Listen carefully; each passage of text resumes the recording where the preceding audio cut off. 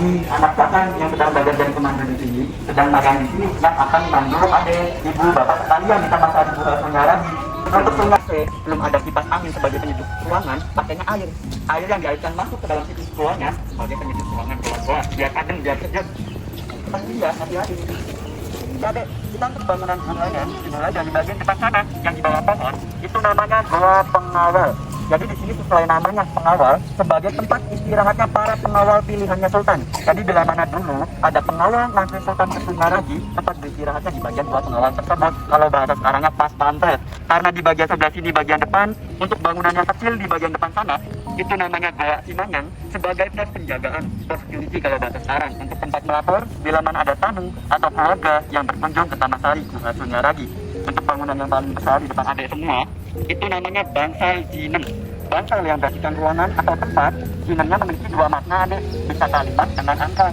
Makna dari kalimatnya, jinem itu pujian atau gunenang. Jadi sesuai namanya pujian, kita di Sungaragi harus bercerita dengan sopan, tidak boleh kasar, berlaku untuk dimana saja kita berada. Sedangkan makna dari angkanya, jinem itu siji neneng. Bahasa Jawa ada yang tahu artinya dek, jinem itu berapa?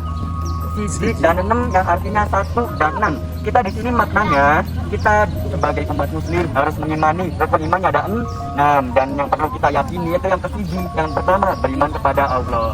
Oke, kita foto ya. Yuk. Yuk. Ayo lanjut.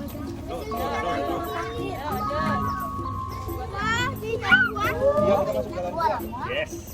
Kita siap-siap masuk goa nih guys. Belum.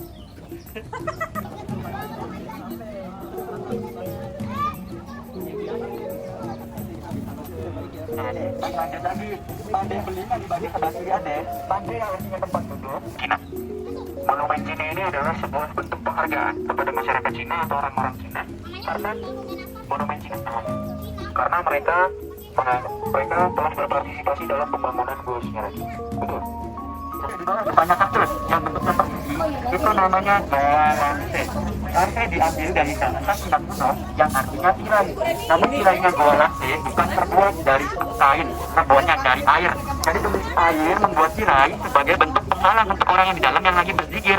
Orang yang zikir di dalam bisa lihat orang keluar, orang yang dari luar nggak bisa lihat orang yang zikir di dalam. Kita di sini Biasain. lagi. Dapat yang mau jadi biasain. Nah, kita untuk di bagian dalamnya sudah cukup lama. Nanti kita bisa dapat hati-hati ya. Kalau untuk ke bawah sana tidak bisa ada itu kayak diganti air tembusnya. Kita ke sini ya. Itu ada sarang kawan. Iya kawan itu lah. Ih takut. Ini sarang kawan. Jam Bapak. Untuk air sebagai tujuh ruang. Keluar dari bagian depan sana. Ini biar yang di belakang tidak macet. Kita langsung berjalan aja itu ya. Wah, tidak angin. Astor. Ini apa kalau saya takutnya dibuka ya? Ini penjara. Ini takutnya. Ini nggak banget. Gimana lagi? Setan? Setan. Dah. Ah, coba keluar. Jalan.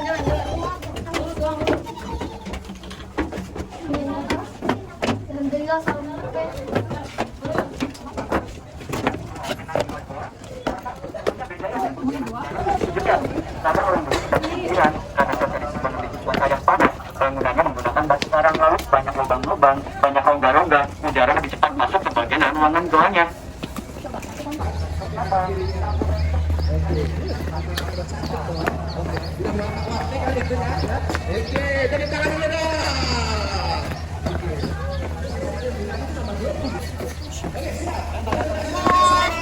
Dandang di batu yang kepalanya mirip kepala raksasa barongsai.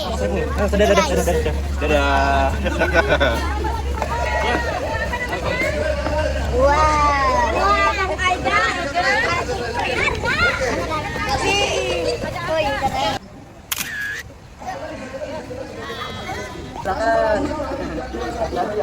Ini mah gak mungkin jatuh.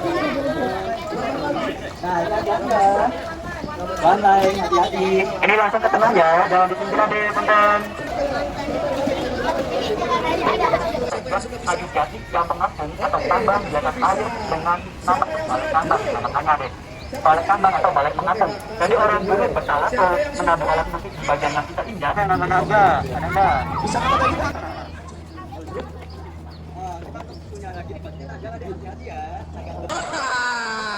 Seperti itu ya, seperti itu. Oke? Oke. Itu baru dua gerakan ya. Oke. Kadit tambah ya. Sama.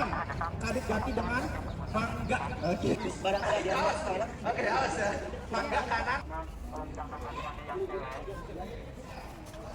Ada minuman juga. Makanannya di sini ada, jadi tomat makanan. Tati. Nah, ambil makannya di bagian dalam sana, betul. Jadi kalau bahasa sekarang itu Bagus kan? jadi silakan hati-hati.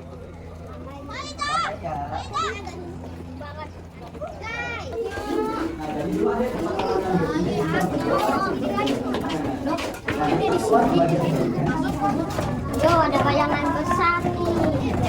Yo, ada bayangan besar. Tolong. Nih tempat sholatnya menghadap kiblat sini.